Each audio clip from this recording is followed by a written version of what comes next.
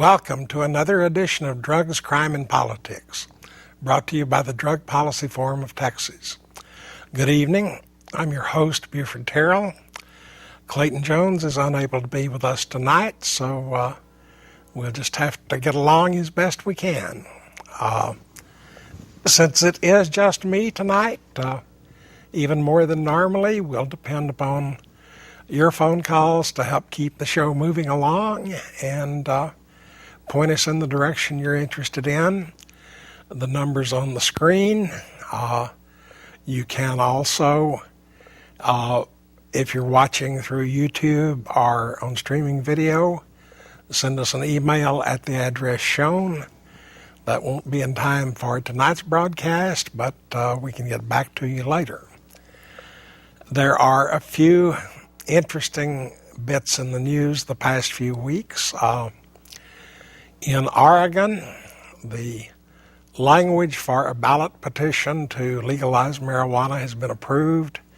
They have begun the process of trying to collect signatures. If they get enough signatures by about the middle of July, then that referendum will appear on the ballot in November. Just like the referendum is already approved and on the ballot in California. Maine has started the same signature process, but theirs is aimed at the 2011 ballot instead of the 2010. We'll probably have more information about those as time goes a little further along.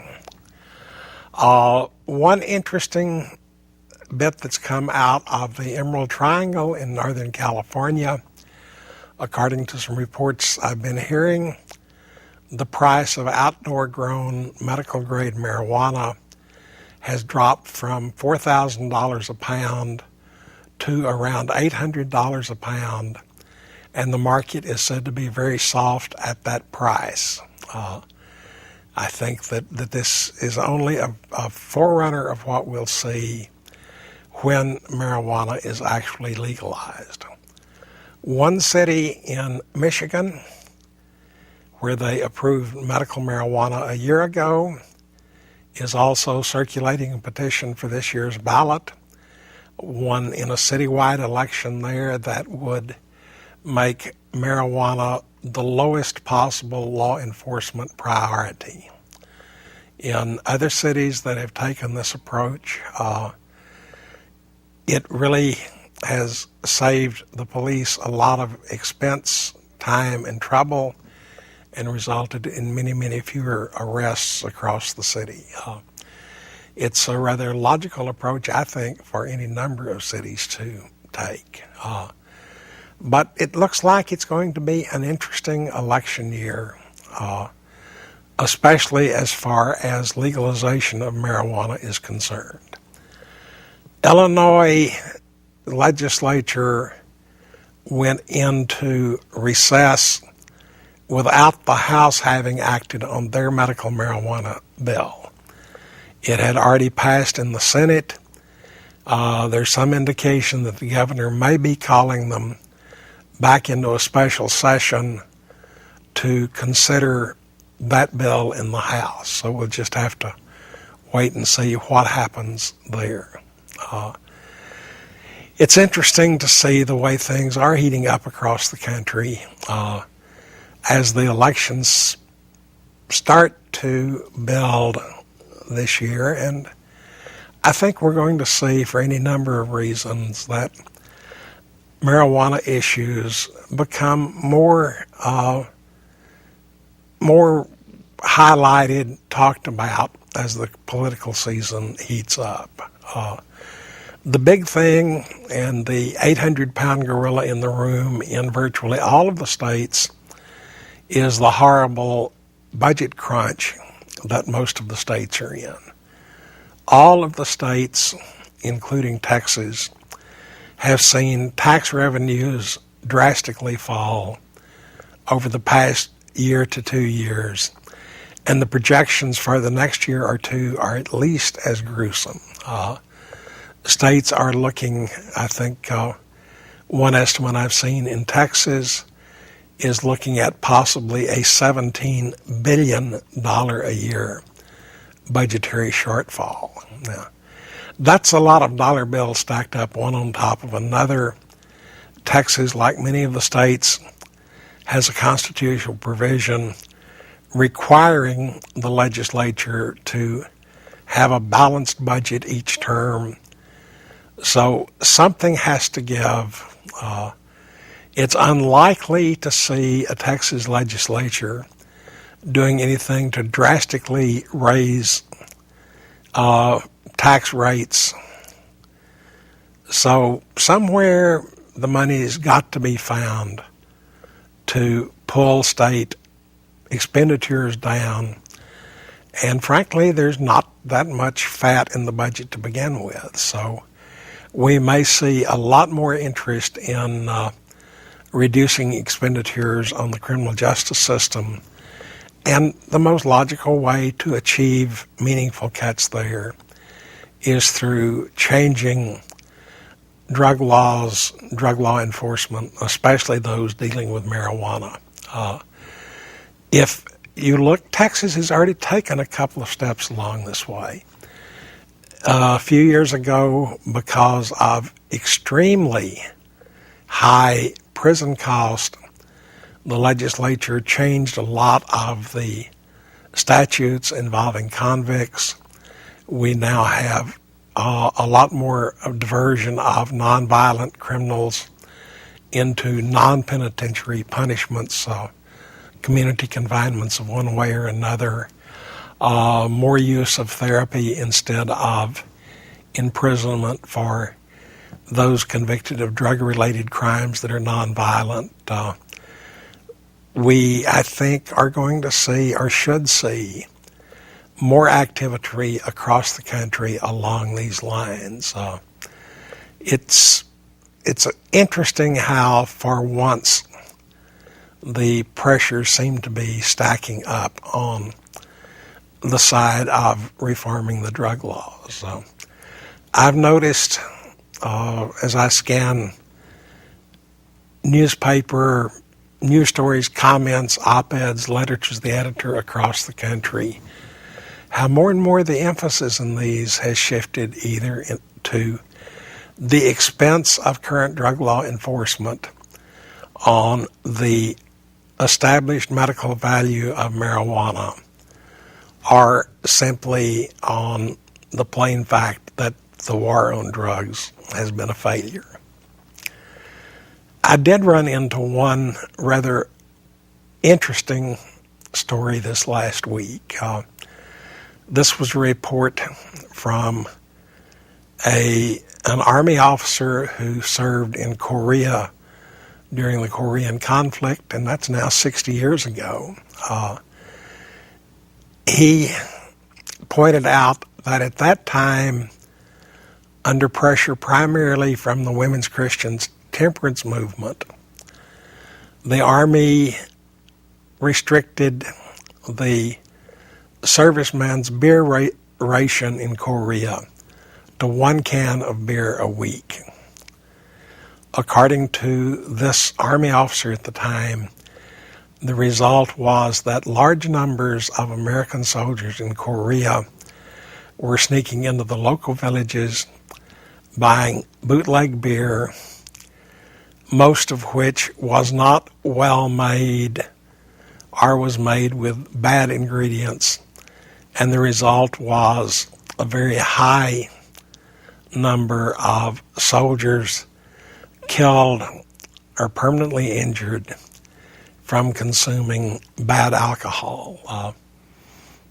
I might point out exactly the same thing happening with alcohol prohibition across the United States.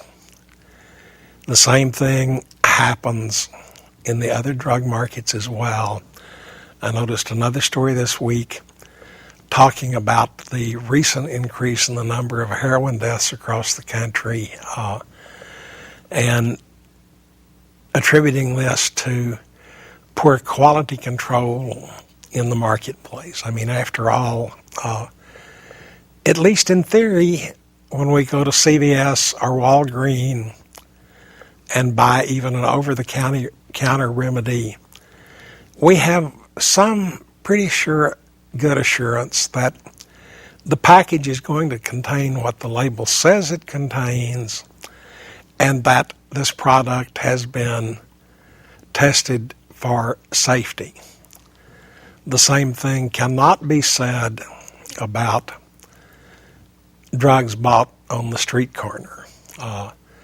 I haven't checked the figures for a few years, but several years ago, when Drug Safe organization was running tests on ecstasy pills submitted to them by people, well over half of them were counterfeit, and they included things like dextromorphine, which is the active ingredient in Robitussin and which has been responsible for many deaths among teenagers, included strychnine, included amphetamines. In other words, the counterfeits out there were much, much more dangerous than the drugs the law was trying to suppress. So, once again, I think we can see the misguided intentions and the horrible results of the laws prohibiting the use of drugs in our society. So let me remind you again, we do have the phones live tonight. If you have a question or want to make a comment, please call using the number on the screen, and we will put you on the air and see what you have to say tonight. Now, excuse me, in many senses, the current push for legalization in California is growing the most attention across the country. For one reason, the California state government is probably in the worst tax trouble of any of the states in the country right now. They desperately need new sources of revenue as well as cutting expenses. The idea of being able to tax the California marijuana market is highly attractive to them. In addition, there would be large savings in reduced need for enforcement. The polls are fairly consistently at this stage showing about 55 or 56% of the probable voters being in favor of legalization. That's probably on the low end of the range that one would use to predict a successful outcome this November, but things are just starting to heat up. To me, it's also very interesting to watch how newspapers across the country have been following the California struggle with much more attention than most out-of-state political issues entail. One interesting twist showed up in Houston this last week, written in terms of local boy who makes good. Rich Lee, a Houston native, was injured in a work accident as a young man.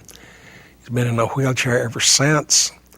When medical marijuana was approved in California, he moved to California, opened a marijuana dispensary in Oakland, followed that by Amsterdam University, teaching people how to raise medical marijuana, has become a highly successful businessman, and is leading the push to legalize in the state. The Chronicle's twist on it was very much just a local boy makes good kind of story.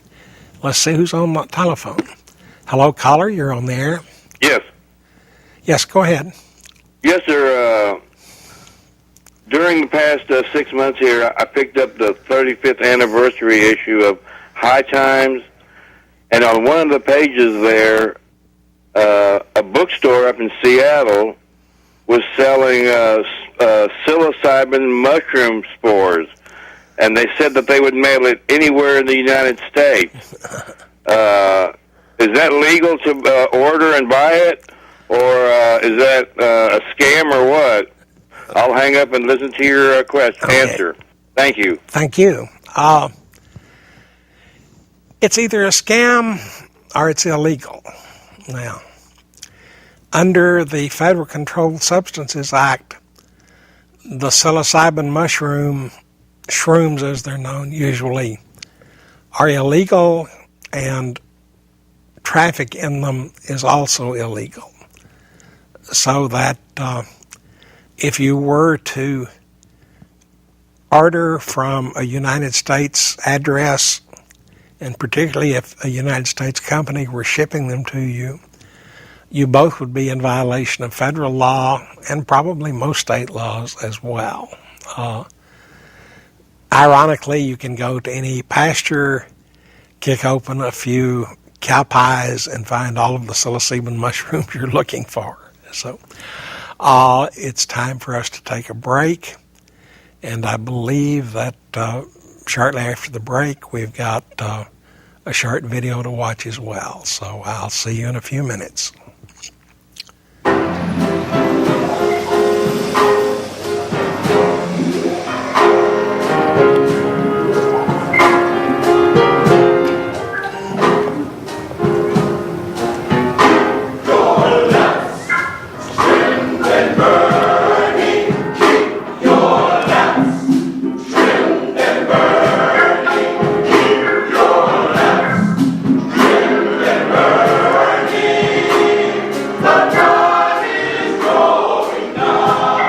One day, when I'm in the middle of one of our visits to a public housing project where we knew there was some significant incidents of injection drug use, I was there showing some young people how to clean a needle with bleach, and someone had told one of the local television stations that we were there. So the reporter says to me, how do you justify this? A man of God out here showing people how to clean the needles. And I guess off the top of my head, my response was, I said, what I have to offer people as a minister, as a clergy person, is something that I have to offer to people alive. Well, I think what I always understood from the drug war, that it was going to be a war that would try and somehow to stop the drugs in our communities. But what I really see that's happened is that there is more violence, that there is more drug use, and that there is more of an effect on communities of color and poorer communities because of our laws. So the longer we live in situations of injustice, the more we're willing to concede, the more we're willing to compromise. And that's why I think it's so important for us as both religious leaders, as members of congregations, to resist any sort of complicity, any sort of willingness to go along with this, because I think that ultimately really compromises our life of faith and our own morality. All across the country, religious leaders of every denomination, Protestants, Jews, and Catholics alike, are speaking out in growing numbers against the war on drugs. They have witnessed the human cost and the social damage firsthand, and they are demanding a change of course. I'll start with a provocation, and that is that I would say arguably that the war on drugs has caused as much devastation to communities around this country, particularly low-income communities, as the drugs themselves. Some people look at it and they say, well, it's a broken system crying out for justice. I'm not sure it's broken for everybody. It's broken for the people in my community. It's broken for a lot of the communities where this war on drug is carried out. Part of the problem, of course, is that the senators from upstate New York do not want the laws changed because they want the prisons. I mean, that's the cottage industry. And they are getting funds by counting those prisoners as residents. Yeah. Mm-hmm. That's right. So, I mean, this is... Yeah. There's money to be made and votes to be got out of this kind of system. I think ultimately that's very short-sighted for the well-being of our entire community and society. Our church has a real concern for a number of issues, including, for example, mandatory minimum sentencing. With the mandatory sentences, you really don't need a judge and a jury. All you need is a clerk to come and weigh the drugs and then mete out the sentence. Yep. I mean, that's it. Yeah. I mean, what else do you need? If a woman was carrying 2 ounces of drugs with the intent to sell, that woman would get a mandatory 15 to 25 years to life in prison. It pains me that so much of so many religious people seem to turn to punishment as the cure or as the response to drug use, rather than to see what might work better than what we do today. People, I think, in our communities need to stress the fact that we know we have a drug problem, that war is definitely not the answer for it, that we do need to find the moral, just, and most effective way to solve this problem. And I think that lies outside of the criminal justice system. But they're not people carrying guns, and they're not people waging war. They're people helping and serving communities. Right.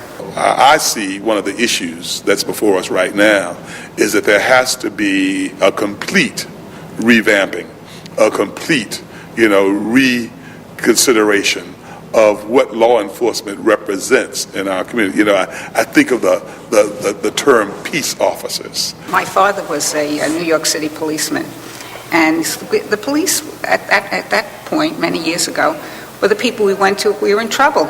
Yeah. If we needed directions, if we needed help, we went to the police. And unfortunately, we see that that's not the case. It's amazing when you get youth groups together, whether it's in our churches or our communities, and how they talk about police abusing them and stopping them and frisking them. Let me tell you, I'm convinced that it would be a totally different world if that tension and if that kind of adversarial relationship did not exist between law enforcement and the young people of this country.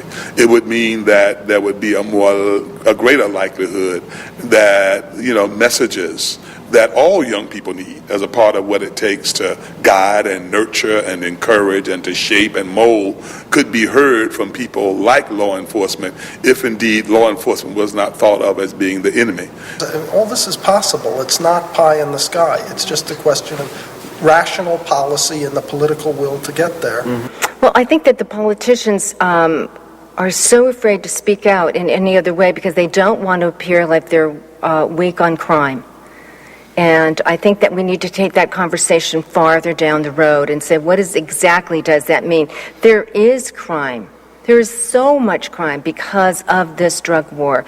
Being fair to all sides, the reality is that because of this drug war, it's put more armaments on our streets. And so it's a self-reinforcing Right, exactly. The perpetrators, that's your approach. The violence is on both sides. It's a no-win situation. Exactly. I would hold the religious community responsible for that. I think it's an aspect of American Puritanism, and then we got into hysteria around that. In a way, it's a projection of anxiety onto certain people, again, for puritanical purposes. And so once we went down this path, then fueled by religious communities who supported it, it just picked up steam, and now it's one of the reasons that we as religious leaders need to speak out against it, because we were responsible for it. This might be one of these issues where the people are ahead of the so-called leadership. Because I think when you poll people, they almost invariably choose treatment over criminalization and incarceration. But it needs to be repealed. It can't be just reformed. It has to, the whole system has to, the whole drug policy has to be, and those laws have to be repealed. We need to take this concern and help shape policy out of it, and elect leaders who are going to take responsible leadership on these issues. I want my children to mature in a way that allows them to make choices that always serve not only their best interests, but the best interests of the community. I would hope they would make the decisions of not using any substance that would do harm to them. But I don't want to see them turned into criminals.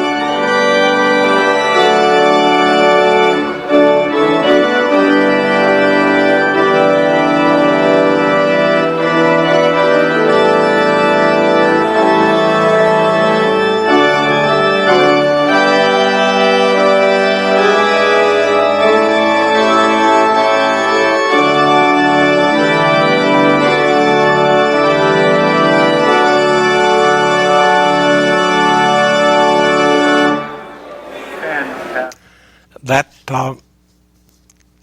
little film, Protestant, Catholic, and Jewish clergy speak out against the war on drugs, largely is a product of the Interfaith Drug Policy Initiative. And I think it would give many people pause to think that here we have several responsible religious leaders from various faiths that have come together, all pointing out and showing that the war on drugs is wrong. I was thinking of something else as I listened to it. My mind going back to history as it usually does. Alcohol prohibition in this country made an exception for the use of alcoholic beverages for sacramental purposes, primarily for communion wine for Christian denominations, and the use of sacramental wine on numerous occasions by members of the various branches of Judaism. While this was going on, several of the strong prohibitionist leaders got really huffy and said, well, why can't they just use grape juice instead of that awful old wine? It wouldn't hurt their religion any to just have grape juice instead of wine. And we know that if we look at what's happening today, that the Native American Church is allowed under federal law and under many state laws, although unfortunately not all of them, to use peyote in its rituals. And the Sancte Church uses Owesca. They had to fight all the way to the Supreme Court to get that right. But on the other hand, at least two well-established churches, the Coptic Zionists and the Rastafarians, both have used marijuana as integral parts of their religious practices for well over a half a century, yet the federal government refuses to recognize their right to use this substance in a religious fashion. And speaking frankly, as an American and as an old professor that taught First Amendment law for many years, the minute the federal government starts arrogating to itself the right to determine what is or is not a proper religious ceremony or purpose, the whole structure of the American concept of freedom is in jeopardy. These particular religious leaders were talking primarily about the horrible social effects of the war on drugs, but I think we also should have to concern ourselves about what effect it has on the ability of some smaller, less well-known denominations to practice their faith as they see fit. And I think that we have to ask ourselves, what difference is there between a mainline Christian denomination using wine as part of its sacraments and ceremonies and a Coptic Zionist Christian church using marijuana as part of its services or ceremonies? I think one of the problems, and to some extent these religious leaders, I think, pointed this out nicely, one of the problems with the current drug policy is that it has become so encompassing that it spread its tentacles into every aspect of American life. We have police stopping cars on the road and letting dogs sniff all over them with no real recourse from the driver who has been subjected to this. We have children made to pee in a bottle just because they want to be on their high school football team or cheerleading squad. This is really becoming an all-pervasive interference with the way most of us want to live our lives. Our children should not have to pee in a bottle and make their urine a matter of public spectacle just to participate in school extracurricular activities. We should not be teaching our school children that it's okay for the government to demand that an American citizen hand over his or her urine whenever an authority asks for it.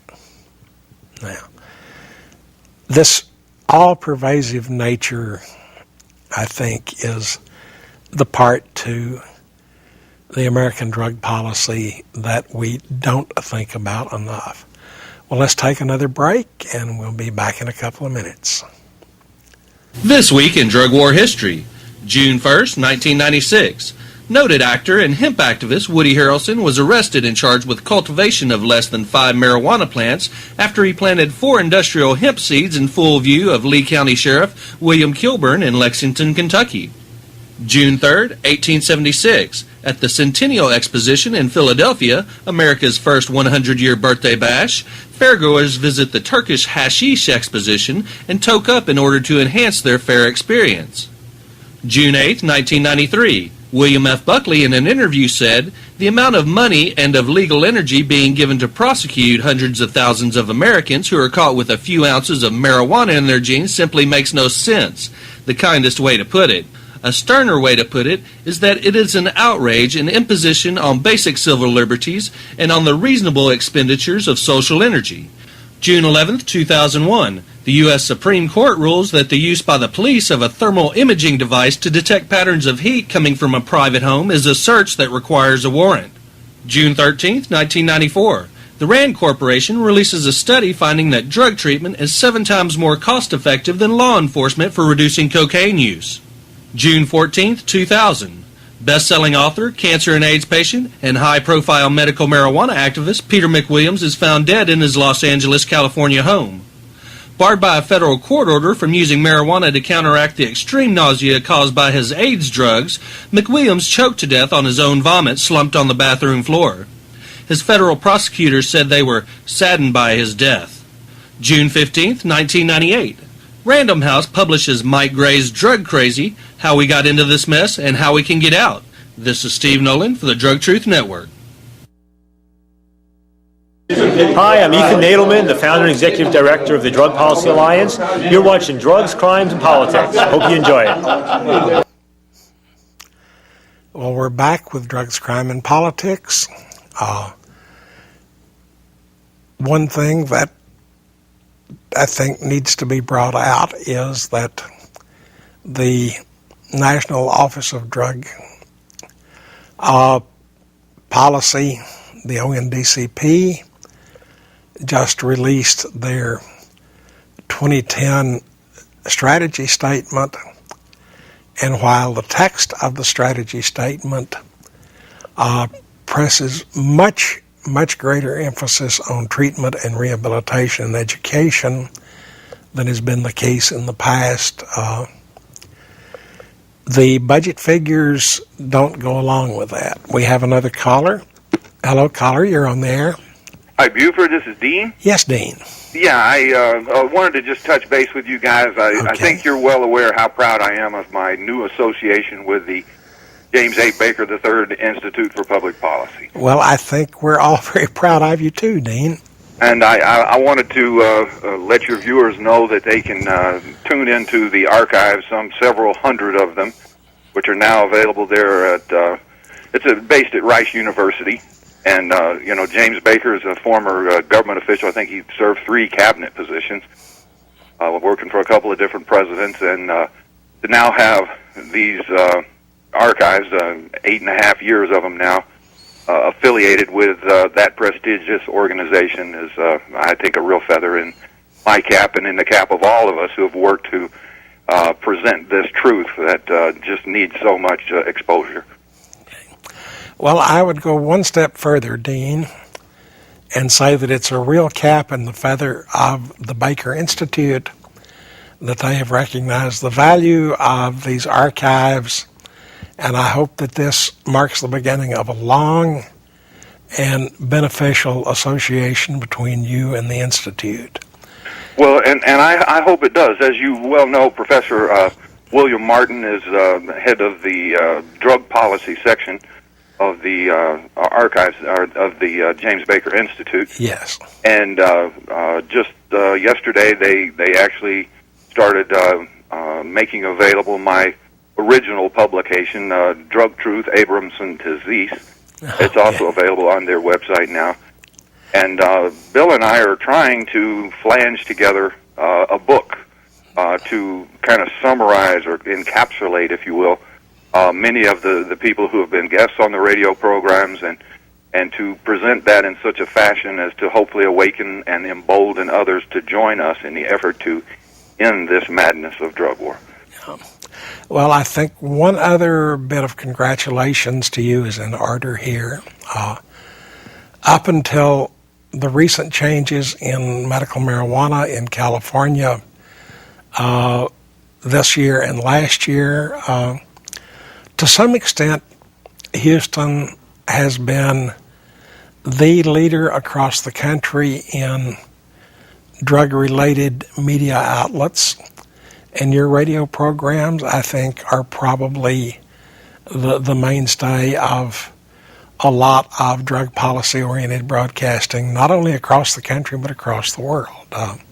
Well, thank you for that, Buford. You know, I do feel, again, I'm patting myself on the back tonight, I suppose, but I know there are several TV producers here in town and even nationally who have tuned in, if you will, to my programming. I know that there are reporters and editors at the Houston Chronicle who are regular listeners, and as you are well aware, there are many media outlets across this country who are finally beginning to not only examine this, but to present truths that will help us move in a positive direction. They're beginning to dare to speak of that need for change. Okay. You might tell us where new listeners can find you on the radio these days, and well, I'll be glad to do it. Buford, my 2 half-hour shows air on Sunday evenings now. It's starting at 6:30 to 7:30 p.m. Cultural Baggage, followed by Century of Lies. This coming week on Cultural Baggage at 6:30, our guest will be A.R. Torsone. He's author of Herb Trader, A Tale of Treachery and Espionage in the Global Marijuana Trade. And then we'll have Stephen Downing, a former Los Angeles police officer, on the Century of Lies program, talking about his experience and his now determination, if you will, to work with his brothers in law enforcement against prohibition to force our politicians to re-examine this policy. I also wanted to say this past week, folks can tune into the shows with Professor William Martin. He was on Cultural Baggage. We had a great interview with Diana Washington Valdez. She's a reporter with the El Paso Times, talking about the absolute horrors going on just half a mile across the border from them down there in Ciudad Juarez. And we had on the Century of Lies program, Loretta Nall. She was discussing some of the amazing drug law fiascos going on in Alabama, and we basically talked about the overall hypocrisy of the drug war. And, of course, you can tune in Monday through Friday here in Houston at 9:57 a.m. to hear the 420 Drug War News, little 3-minute pieces. Okay. And that's all available at KPFT, which is 90.1 FM here in Houston. It's 89.5 in Galveston, and I understand by the end of the year we'll be in Huntsville as well. We've got 100,000 watts reaching around the south part of Texas here. I hope folks will tune in. Thank you, Dean. And everyone, I recommend Dean puts on a series of very informative as well as somewhat entertaining shows. And in the course of his broadcast, he has managed over the past several years to have virtually anyone that has well-considered, well-thought-out views on the drug law on his shows. It's very definitely the place to go if you want to hear what people are thinking and what the facts show about this issue. So let's hope that he has many, many more years to give us on this. There are other things coming up. We're still about 8 months away from the next Texas legislature. We will be electing the members of that legislature in November. The session begins in January. There's already quite a bit of action lining up that suggests that at the very least, new proposals for Texas medical marijuana laws and possibly even attempts at legalizing marijuana in Texas will be in front of the legislature. Let's hope that finally they will be willing to pay some attention to it. I would suggest that those of you that are interested in the issue, when you talk to your representatives over the rest of this year, the thing to stress is the dollar side of it. Point out to them just exactly how many millions of dollars the state of Texas and the local governments within the state are throwing down the rabbit hole of enforcing drug laws that, quite frankly, are unenforceable. I think that if you do get in a conversation with politicians or police officers either, you might want to ask them what they have to show for the money and the effort they have already spent. Is drug use or drug trafficking in Texas any less than it was before they started? And I don't think there's one of them that can look you in the eye and answer with a straight face and say, yes, we have cut down on drug trafficking and drug use. Because frankly, they haven't. The story in the Chronicle this morning about the increased heroin deaths pointed out that part of the reason there may have been these increased deaths, and frankly there were several things about the story that just didn't jibe internally, but the claim being made by some of the enforcement officers was that the problem is that the heroin on the streets is much, much purer than it used to be, that whereas 20 or 30 years ago, heroin sold on the street corner might contain as little as 3 to 5% of heroin, the rest of it being milk sugar or baby laxative, that it's now not at all unusual to buy heroin that's 80 to even 90% pure. That doesn't sound like that the enforcement efforts have made it any less available than it was before. And as I mentioned about the California prices on marijuana, even at drastically lowered prices, the market seems to be soft. That there's much more product available than there are buyers for it. So it's hard to say that there are any really great success stories to be claimed by the drug warriors. There's a lot of money spent, there's a lot of publicity, but no results. Let's take another break, and we'll be back in a couple of minutes.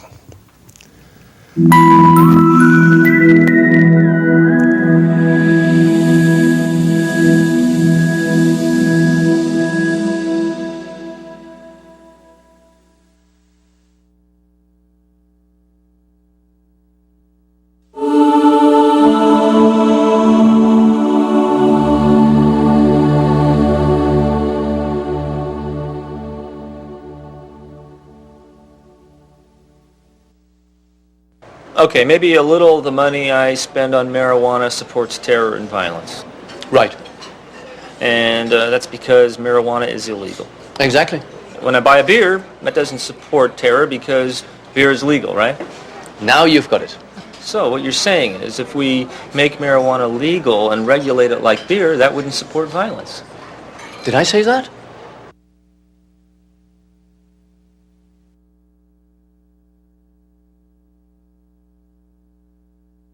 I remember just going in, taking a small area of my community and for all practical purposes, cordoning it off, completely cleaning it up, using some pretty sophisticated techniques, trampling all over the edges of the Constitution to do so. But I mean, really cleaning it up and getting all of the dope dealers out of there. And to my dismay, 90 days later, I had a Haitian group to move in from downstate. I had the Miami boys to move in from Jacksonville, and they were shooting machine guns and beating people mercilessly, and I wanted my old dope dealers back.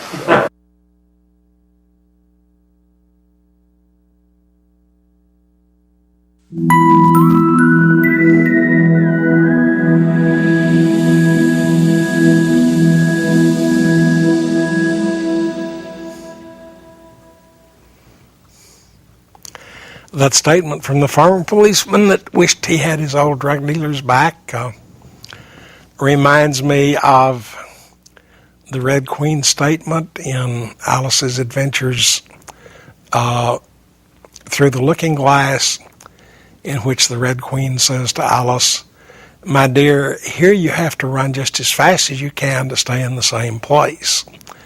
The problem is when these drug law enforcers run just as fast as they can, they don't even stay in the same place. They keep dropping further and further behind.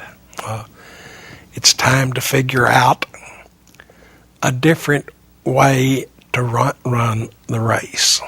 Now, one thing that I think that we don't talk about often enough is what are the alternative ways of doing things? Is there anything we can do other than arrest people and throw them in prison?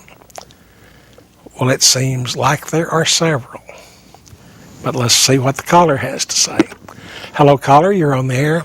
Yes, I really like the show. I was just wondering, the war on drugs, is that a phrase that started back in the Reagan era? In my personal opinion, is the war on drugs is like a catch-22. It's like, if I can catch you with a small amount, I can arrest you, I can write a ticket, I can put you in jail, I can make all this money for the city, for the government officials, and still, I guess, keep a harmless drug illegal.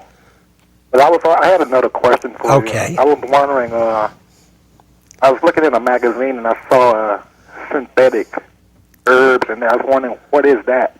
What kind of type of product is that? Okay, those are both good questions. Thank you.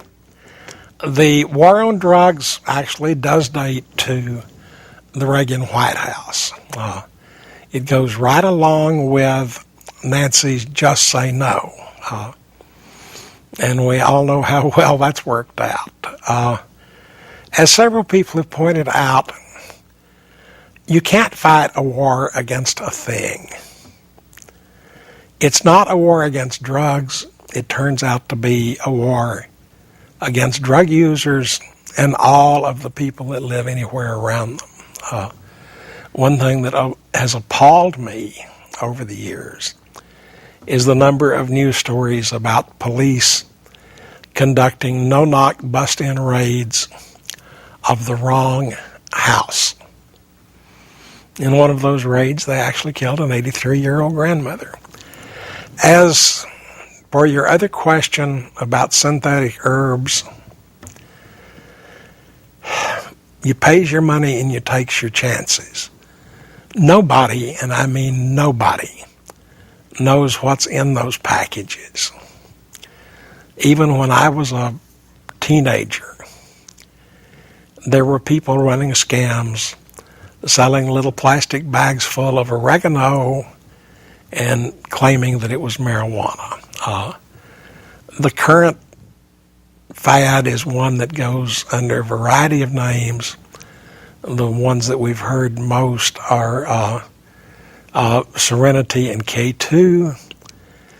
This happens to have a little bit of a completely untested chemical that was developed to do research on lab rat brains that's mixed in with sachet packets, flowers and herbs designed to smell good, never intended to be smoked or consumed in any way.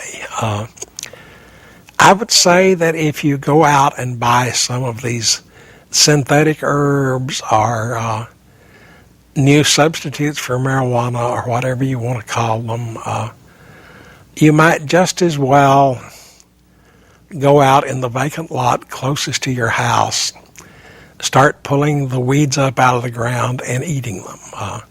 In fact, that's probably a little bit safer.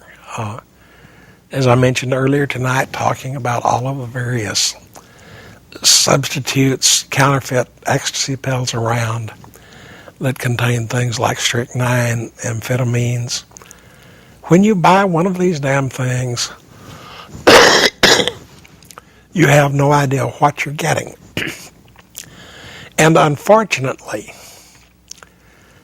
because marijuana is against the law, when you buy something that claims to be marijuana, you don't know what you're getting there either.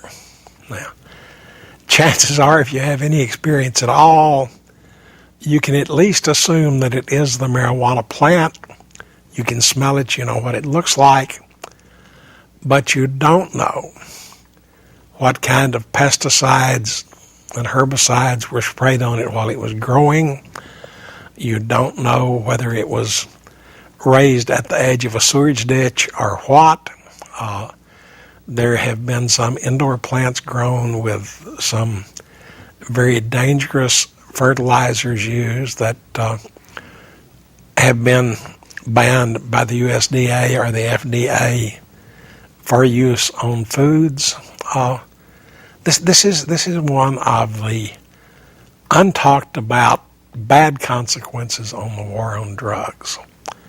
When you buy that baggie of anything on the street corner or through a smoke shop, you not only have no way of knowing what it is, you really have no recourse if something goes wrong.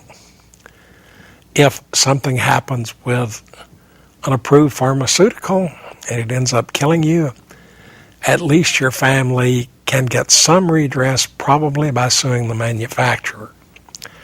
But who do you sue if it's a streetcar corner baggie of something that someone tells you it's a synthetic marijuana? I don't see the point in risking it, really. Now, most of you know, usually I take the last few minutes of the show to give a little light editorial comment. Usually end up recommending that you communicate with your elected representatives. But tonight, I want to make my closing comment a little bit more personal. Tomorrow, my personal odometer rolls over on the big 70. I think that means that I'm now officially an old fogey.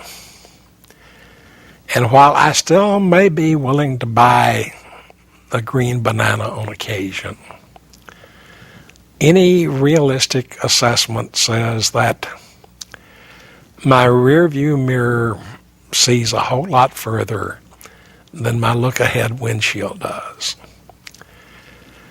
I want to see America's drug laws drastically, dramatically reformed. But if it's going to happen within a time frame for me to see it, it means all of you out there have got to get up off your duff and do your bit. It's time for you to accept your responsibility as American citizens. It's time for you to make the politicians and elected representatives remember who put them there and who can fire them. They are supposed to be your representatives. They are supposed to represent your best interest, but they can't know what those interests are unless you tell them. So it's up to you to make sure that your elected representatives know what you want your government to do, or possibly in this case, more importantly, what you want your government to stop doing. The only way they can know this is if you tell them. You've got a lot of representatives out there. I counted up a few weeks back, and from your city councilman to the mayor to the county judge to the county sheriff to the members of the legislature in Austin to the members of the Congress in Washington to the president, if you wrote one letter a month, you couldn't make it all the way down the list in a year's time. So you've got a lot of work to do. Tomorrow's the day to start, or even tonight.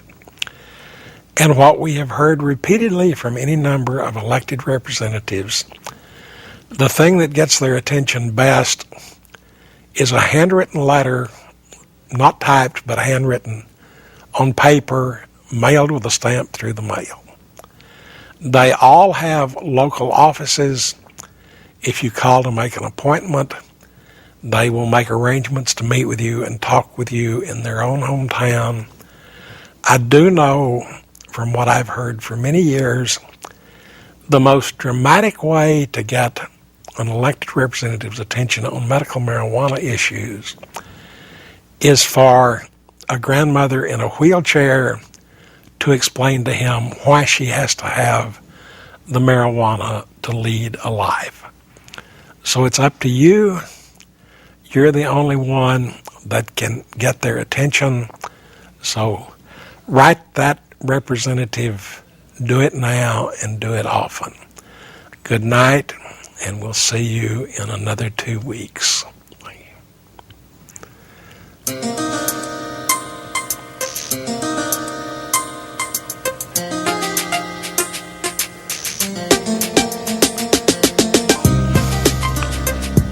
We have these private prisons that have now hired lobbyists to go get minimum mandatory review. I began to understand that the 17 or the 19-year-old kid I had in the backseat of my police car was not a criminal at all. Remove the profit motive. If you remove the profit motive, you can do away with almost all these problems. And how do you do that? Simple. You end prohibition, which can only mean one thing. Legalize drugs. Legalize all drugs. If we really want to improve our urban neighborhoods, the most important thing that we could do, the single most important thing that we could do, is end the war.